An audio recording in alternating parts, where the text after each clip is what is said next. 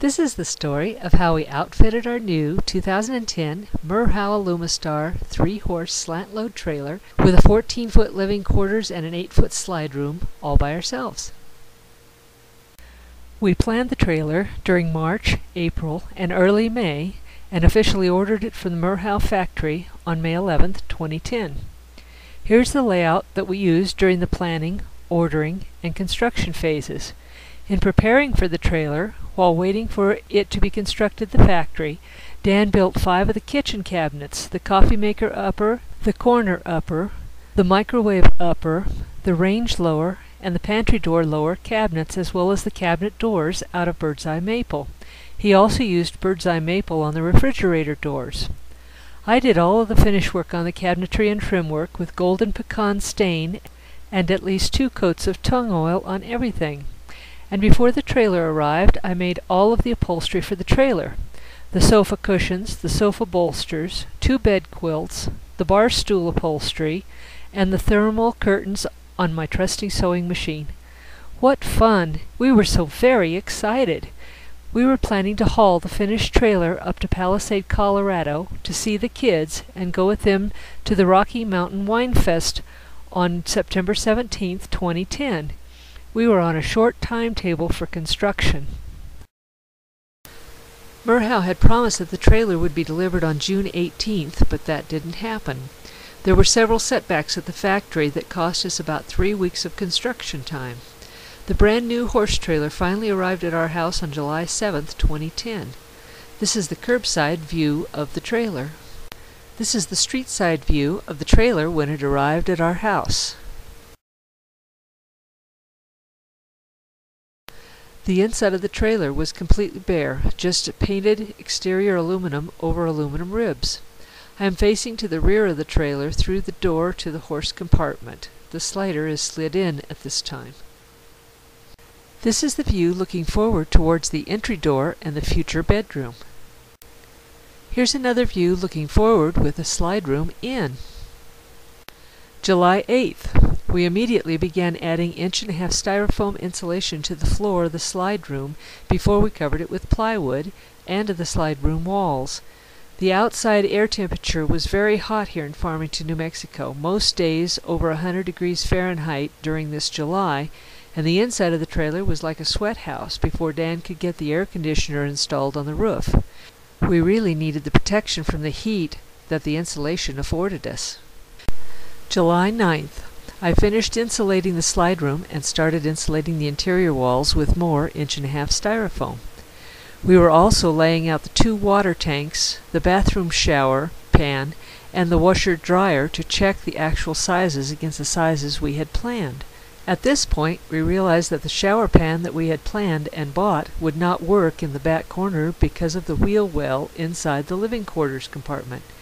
We regrouped and quickly reordered a 24-inch by 36-inch shower pan. Outside the entry door, Dan installed the step access handle, and I set up the base step. July 10th. Dan cut an opening in the roof where Merhow had reinforced the roof and installed the air conditioner unit on the main room.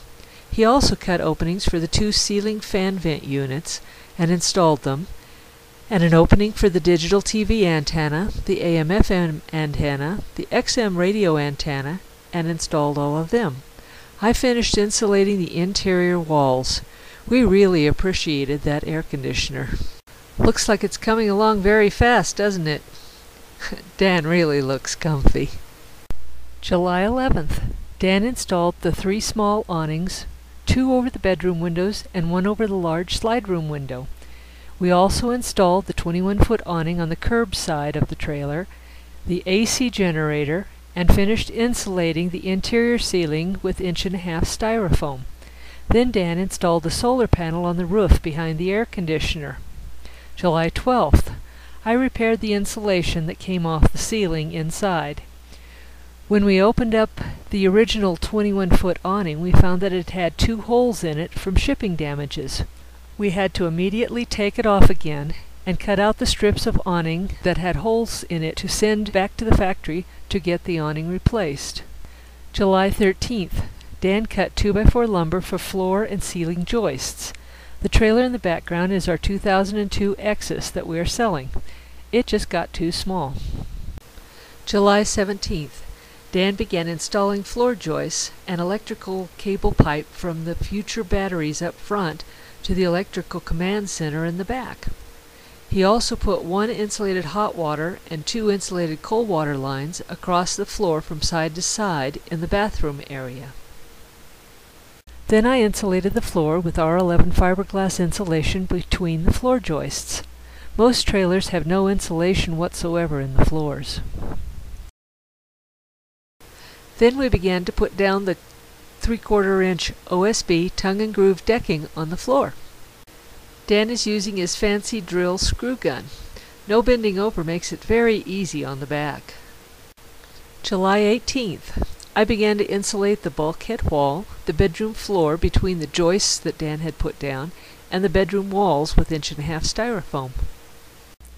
By this time there were itsy-bitsy styrofoam balls flying around everywhere. I must have vacuumed them up off the floors and walls at least 20 times. July 20th. I used spackle to cover the floor joins and the screw holes. Dan began working outside on the aluminum supports for the battery box and the propane tank boxes. I insulated the horse compartment ceiling with 1-inch styrofoam. July 23rd. The standard features on the AlumaStar trailer did not come with aluminum protecting the sides of the trailer where the horses stand. We started installing the Diamond T aluminum on the sides of the horse area. The curb side was the easiest because there wasn't any doors to deal with, just lights and door tiebacks. I learned how to work a pop rivet gun, placing almost 300 rivets into these parts of the project. The street side was the hard one. Dan had to take off the side cargo doors, remove the trim around the doors, remove the trim from the wall door holes, and cut out the aluminum away from the insulation.